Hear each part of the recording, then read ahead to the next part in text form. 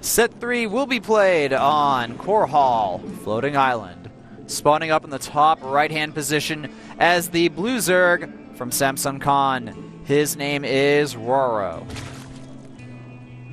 His opponent spawning on the left bottom position on this map. Already has 2 kills under his belt. Going for the third one. His name is Hydra. So Hydra, I want to say he's been a little bit inconsistent recently. You know, he was doing good in Pro League for a while, and then just last round, things did not go his way at all. Oh, yes, indeed. And, are we going to? No, we have the Overlord. Just wanted to see if rOrO is going for the temple. All right. Well, I also wanted to mention... I mean, it's a ZvZ, man. You gotta scout. You gotta see what's happening early in the game. I just wanted to mention that, you know, Hydra, he was doing good. He started doing bad last round, and now, you know, his play looked quite solid. I think he may be on an upswing again.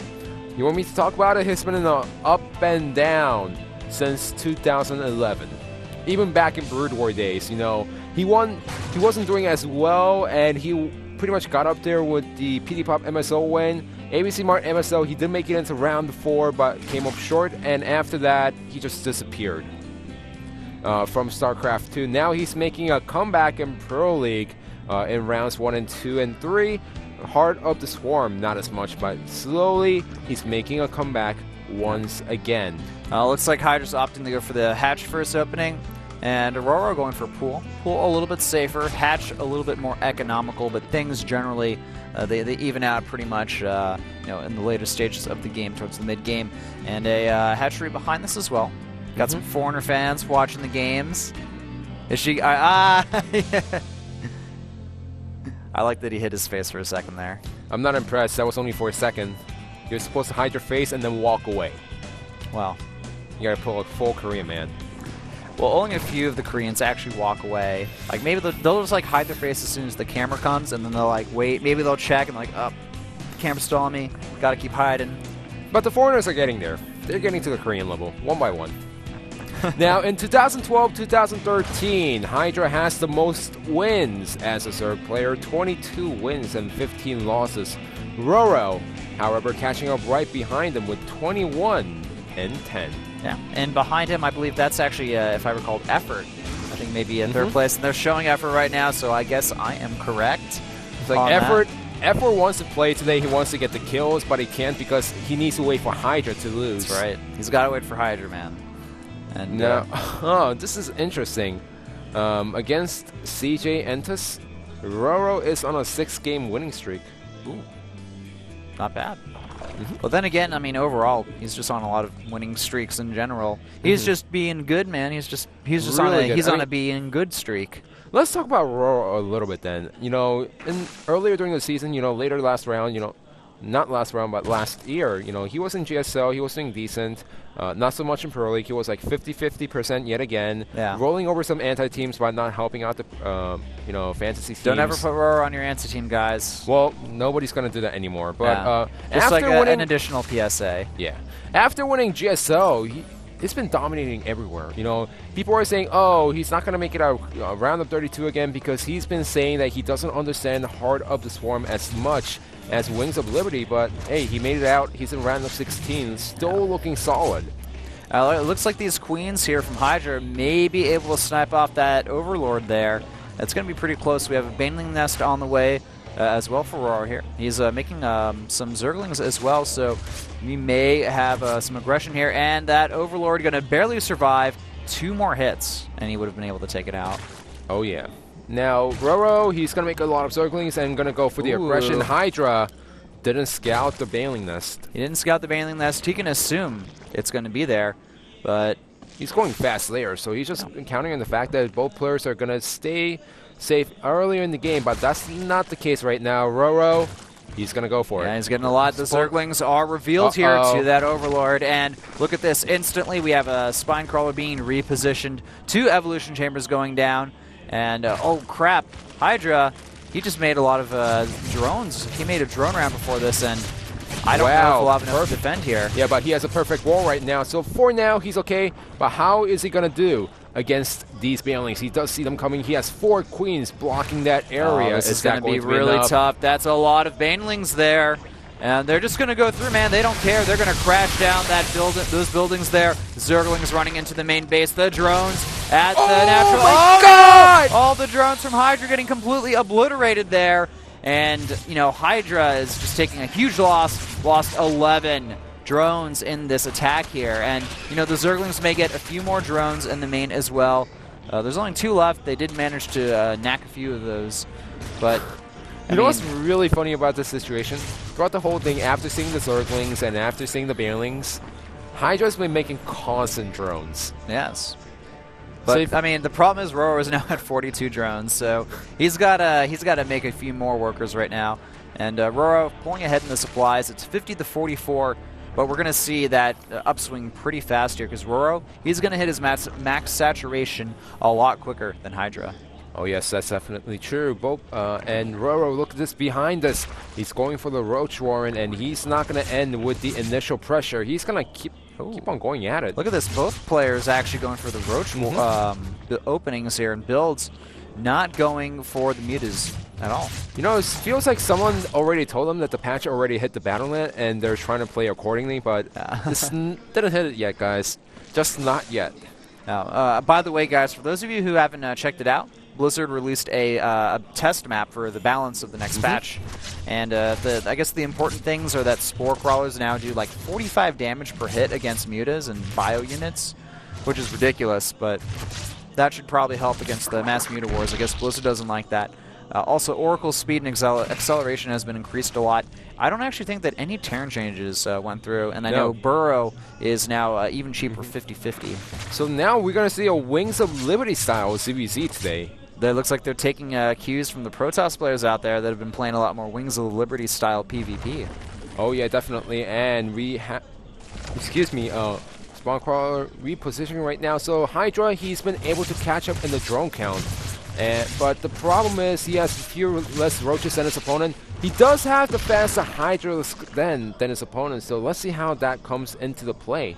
Yeah. Actually, it looks like Hydra did a pretty good job of catching up. Yeah, catching up here. And remember, his tech was faster. Yeah, his tech was faster, so all he had to do is make more workers.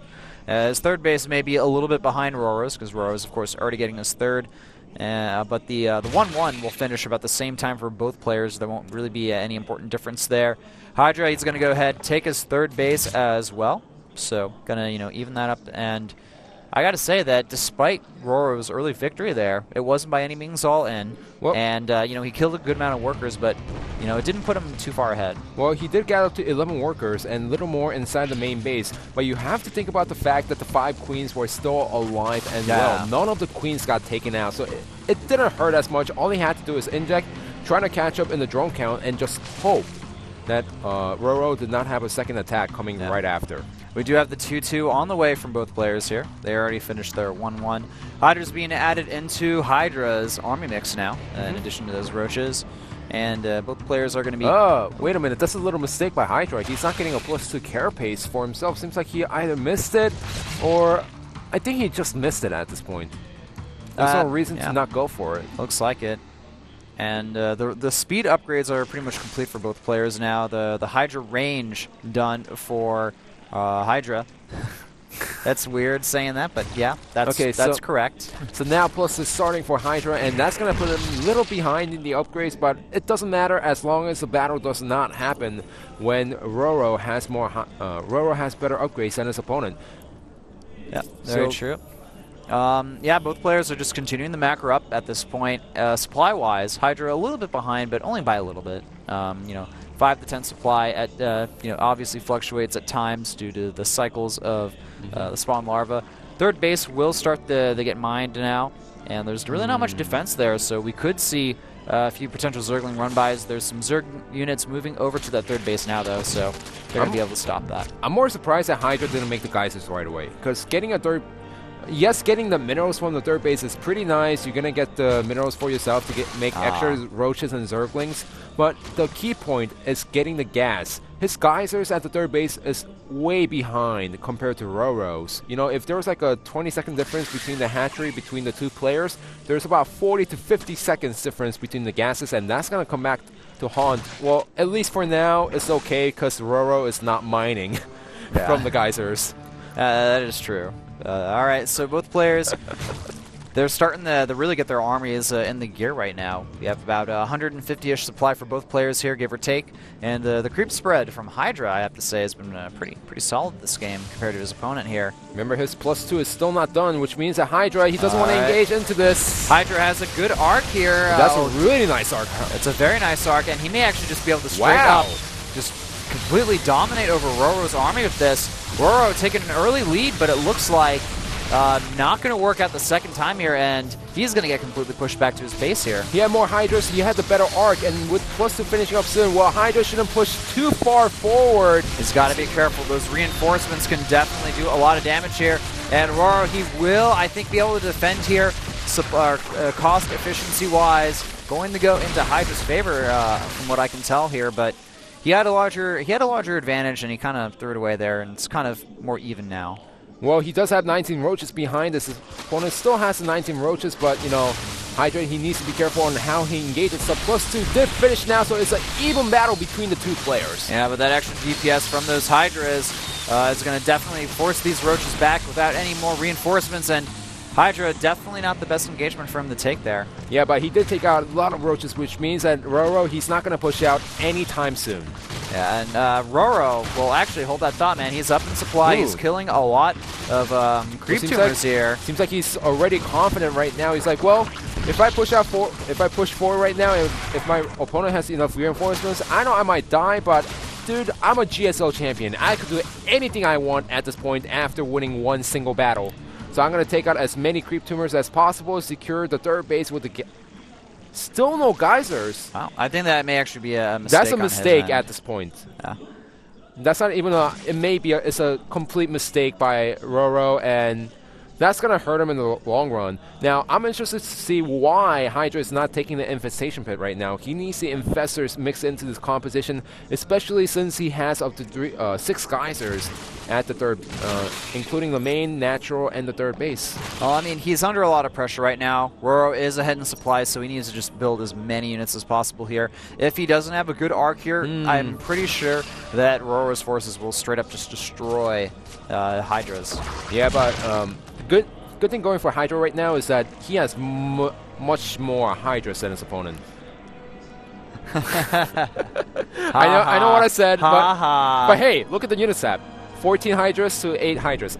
No, that is a bit of an advantage there. And 9 more Hydras being added on to the main army of Hydra, while rOrO only sticking to roaches. He doesn't have the gas coming in right now. He doesn't have the gas, but he certainly has the supply here as we look at things. 190 to 157 supply here. Hydra is just not in the same place when it comes to the overall roach count. 17 to 49.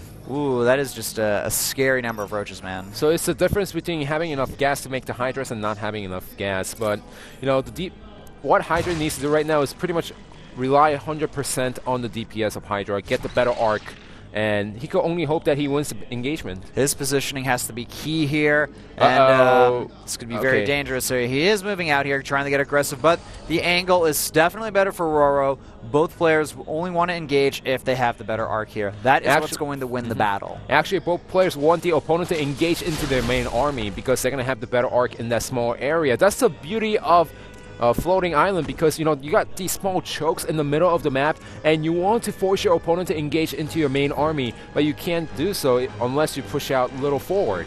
All right, now Hydra, he's opting to get aggressive here, and the supplies, you know, it's like 185 right now, and this engagement, Hydra has to be very careful. He needs to get that arc, and he's not going to get it from rOrO right now, I think, so he's going to try to force his opponent potentially out of position here.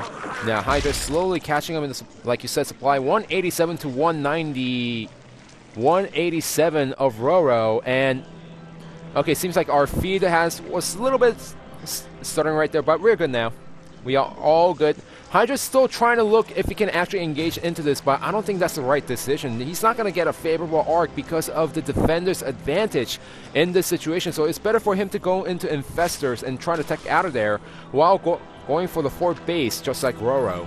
Both players are going to go ahead and get that Infestation tech, but we have rOrO on the way for Hydra, or for rOrO here. Hydra not opting for that. No, it looks like we're going to have an engagement here at the bottom end. And Hydra, he has a good arc here, but the problem is his units are a little bit split up. He needs to start attacking here. The arc is good for both players here. And supply-wise, we have Hydra. He is desperately falling right now. It looks like this attack is going to definitely favor rOrO here, taking out all of these units at the bottom. Hydra, the rest of his army, he detached, a part of it that was not present at all for that entire fight. And once again, he's lost an engagement. Look at those roaches at the natural base, taking out all those drones while the Hydras are being chased in the middle of the map. Really nice play by rOrO, splitting a few of his army just to deal severe economic damage. Killing up to 25 workers. I think that this may be the beginning of the end for our ZvZ player. He did get 2 wins, so he's helped out his team a lot, but at this point, it's going to be very hard for him to grab a win against a player like rOrO that's this far ahead. And remember, he did win the ZvZ in Wings of Liberty as his final match. Yeah. So he understands this matchup inside and out. So if you look at the units count right now, 18 Hydras, 36 Roaches against 9 Hydras and 18 Roaches. rOrO, he secured the 4th base, and there's no way that Hydra can actually secure his 4th base. Actually, he actually canceled it at the last second, knowing that he can't defend it. Yeah, I mean, he is just so far behind in supply right now, trying to, move around the map. Look at that burrow being used, so those roaches, they can't even do anything over here. And those roaches cannot get out. They're stuck, man, between a hard place, and they're going to get taken out by these roaches from the opposition here. We should be seeing 3-3 on the way here from rOrO because he's in such a solid economic position, and he also has a very nice supply advantage to boot. I was really scared for rOrO throughout the whole game because he wasn't mining from the 3rd gas, but at least he had the roach count. Hydra was depending on the DPS of the Hydras to win the one battle, but it just didn't go for him. The units were split up. Some of his own army was just playing around on top of the ramp doing nothing. All right, some roaches moving over here, going to try to be aggressive, moving out of there though before any real damage has been done. And I feel like Hydra, the biggest problem for him is that his engagements have not been well, and now look at this. We have a run-by into the natural. Once again, these roaches are going to go into the main base, it looks like, and Hydra scurrying back, trying to defend in multiple locations at once, but the multitasking from rOrO is being very, very highly utilized at this point. This is like pulling Jadong that we saw on Cloud Kingdom. That's one particular ZvZ using the burrow to annoy his opponent as much as possible while getting a maxed out army. It looks like the Overseers are around here, so those roaches will end up dying. And I'm not entirely sure why we're not seeing rOrO go for the kill here because he has such a supply advantage. I mean, he's up 50 supply.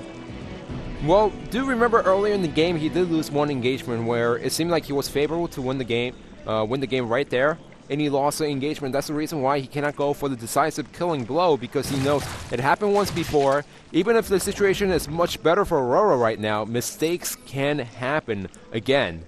That's true, they certainly can happen, so I guess we're just going to see rOrO go for the safest bet here and getting his units in the position. I think this is the last-ditch attempt by Hydra here. He does not want to commit to this attack at all.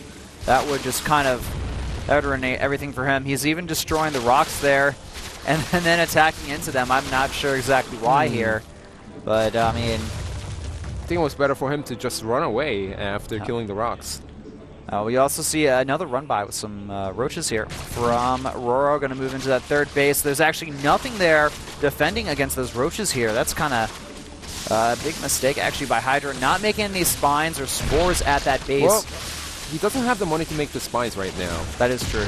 He's sitting on a high gas count, but he's trying to get these units out because even if he adds in the infestors, you need the main army for the fungals to get buffed, and he just doesn't have a main army compared to rOrO. 24 to 30 roaches here. We also have 43 Hydras to 32, so rOrO is certainly opting for a more Hydra-based army here, but that means more Hydras, more DPS. And he's also getting that +3 attack and carapace, taking yet another expansion. And this is, you can't let this go unpunished, but the problem is that Hydra doesn't have anything to punish rOrO with. Remember how you said this feels a lot more like PvP because we're going back to Wings of Liberty? Yeah. This feels all exactly like PvP. Both players are sitting nearly maxed out, trying to get maxed out, but they can't really efficiently engage into their opponent's army. All right, well, looks like Hydra moving into the top here wouldn't be the best decision from him. He's trying to go for a flank. I'm not sure if that's the smartest decision here, though. A few Hydra shots do go off on Hydra's units there, and he's going to group up, go for the big attack now, and he's got a chance decent for Hydra. This is indeed the last chance for Hydra here. The attack, it's starting. The concave for both sides is pretty good here, but it looks like rOrO may have a slightly better concave here. The supplies, they are so much in rOrO's advantage right here. He is just pumping out units completely behind this, easily winning this battle.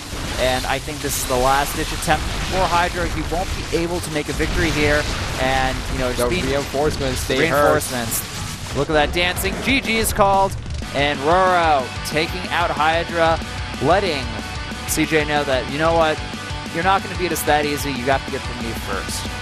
Both of these players, they forgot how infestors were used in ZvZ, I have to say, first of all, because we haven't seen any infestors for the fungals throughout the whole game. Second, they're trying to be as active around the map as possible. rOrO opting for a more roach-based army compared to his opponent Hydra, depending on the relying on the DPS throughout the whole game. And it did work out for him once,